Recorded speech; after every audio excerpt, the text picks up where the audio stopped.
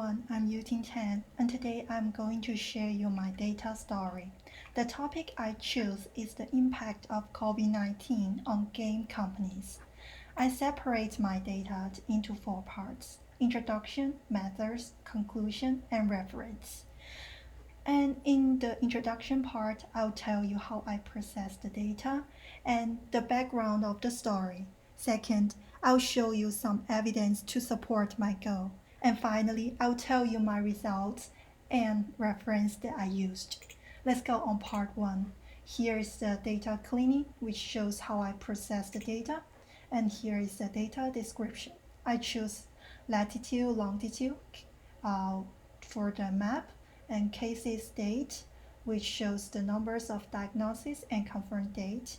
And I want to know the which games do people like most and which countries have the heaviest epidemic. So I choose game name and country name to do the data description. And then let me tell you the story, the background of the story. In 2020, a new virus, COVID-19 outbreak around the world. Due to its fast spread, governments have to stop school work to avoid crowd infection. People have to stay at home for a long time. One day they have 24 hours. What do they do? So it's obviously that they can play games all the day. So the goal is to analyze and understand the impact of the epidemic on the game industry. Let's go on part 2, methods. In figure 8, this one is the distribution of global epidemic infectious map. This map shows the global epidemic infections. We can see that the epidemic mainly occurs in Europe and spread all around the world. And we can see that the data is up to April 4th, so we can see the virus in China is almost disappeared and the epidemic has been brought out under control. And in the second bar chart, we can see that here is the top 15 countries diagnosed, and the United States, Spain, and Italy are the top 3 countries in the number of diagnosed people.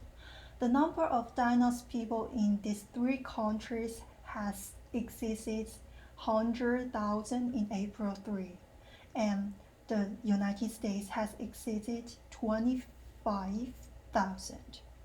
So according to the statistics, the number of diagnosed people in the world had reached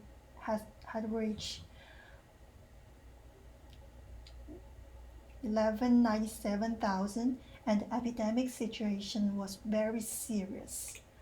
So in this serious situation,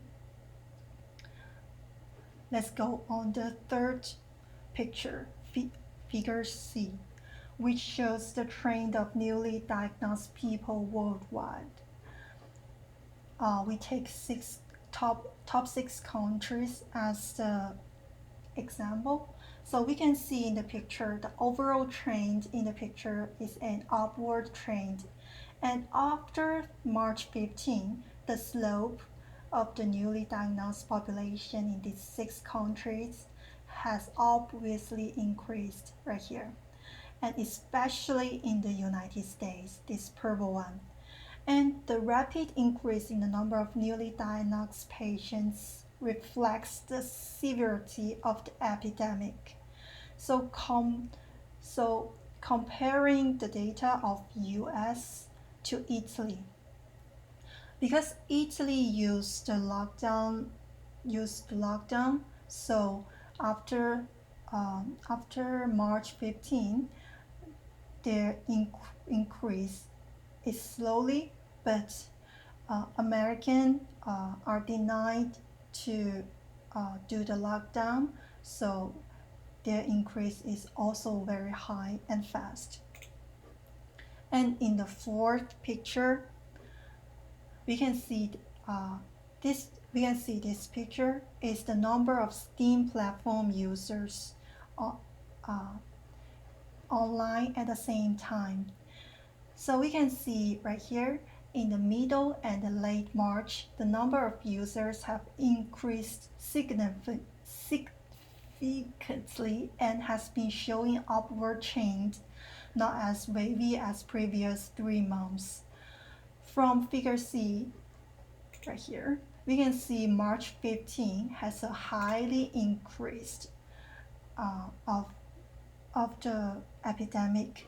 So it is an outbreak. People are advised to stay at home by governments.